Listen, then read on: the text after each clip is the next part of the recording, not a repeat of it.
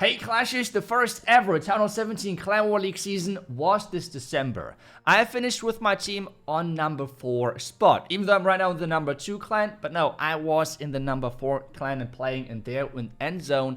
And well, since we have a ton of questions about what is harder, Town Hall 16, Town Hall 17, I thought let's just take a look at the numbers. Let's just take a look at the facts and see what town level is actually harder. As well, Supercell has released some more drama. Yep, there was some more drama happening on social media with some posts Supercell has done, like this one with the calendar, which they were hyping up. So we will talk about that as well after we have done the fact check around the numbers for Town Hall 17 versus Town Hall 16. So let's get started.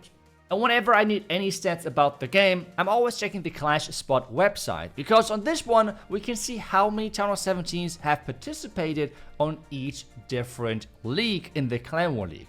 So this is the important thing. We can tell that Champion 3, 2 and 1 altogether, all players, are not even the same amount of players of Town Hall 17 who have played in Master 1.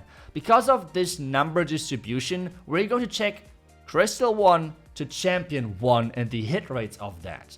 So let's start with Town Hall 14 and then work our way up to Town Hall 17 to have a really good comparison between how difficult each of the last couple of Town Halls were. And we're starting with a comparison between Town Hall 14 and Town Hall 15. The success rate overall went down between those two town level, and the reason for that felt overall pretty simple. Town Hall 14 back then was considered being the easiest town level in the game, and it really felt like Supercell wanted to start a new journey. Supercell wanted to try something out, take a risk, and see how far they can push the game to being really challenging.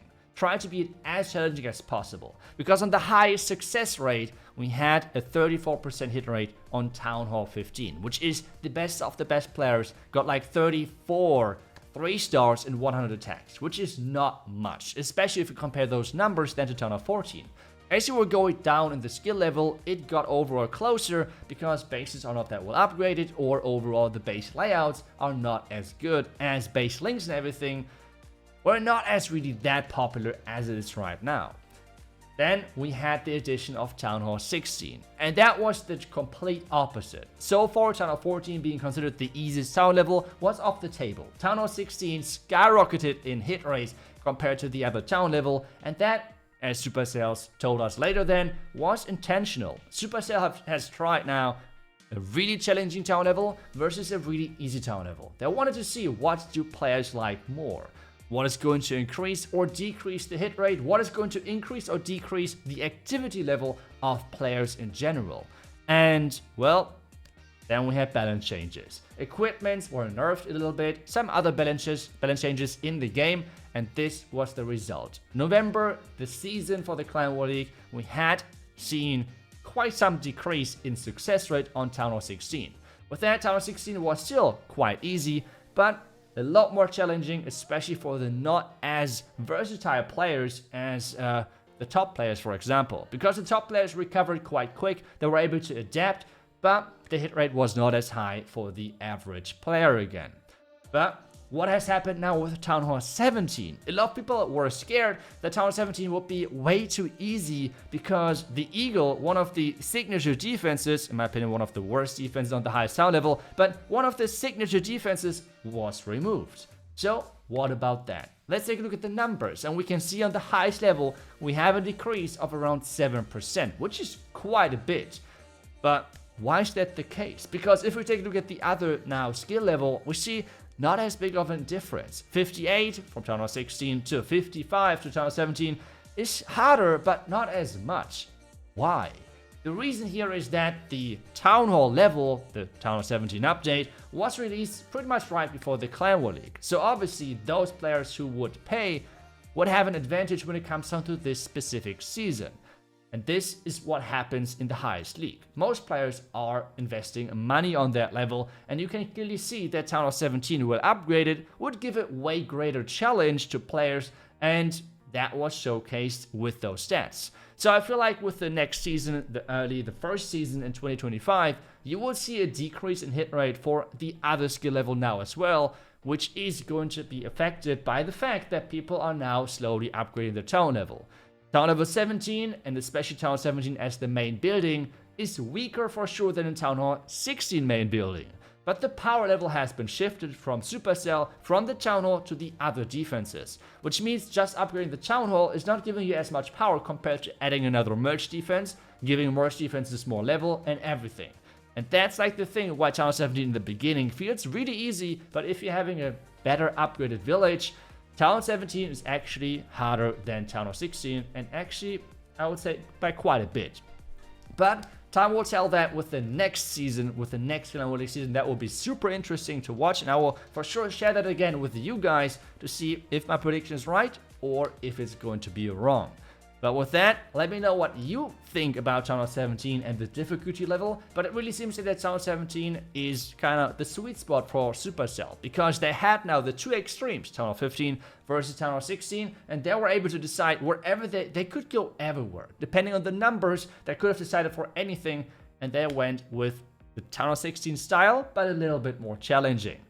And I think we should take a look as well at the drama which was happening, because yep, that was intense, because Supercell were hyping up some stuff which in the end did not match the expectations of the community. But let's take a look at this. Because on the 17th of December, Supercell have shared this post on their social media platforms. A Clashmas countdown like no other. Free rewards await you every day by participating in the medal event. But what's behind that mysterious silhouette on the 25th? Let's just say you're all in for a surprise. Yep, Supercell did hype up that 25th, that calendar overall, and people were going crazy. Is it going to be a legendary chest, or what is it going to be? Well, first off, I think just technically wise, Supercell cannot give specific rarities of chests to players, and they could just give chests in general, but I guess that's something which a lot of people did not really think about. Because just a few days later, or like not a few days, but like on the 25th, Supercell has finally released what that mysterious thing would be everyone should be waiting for.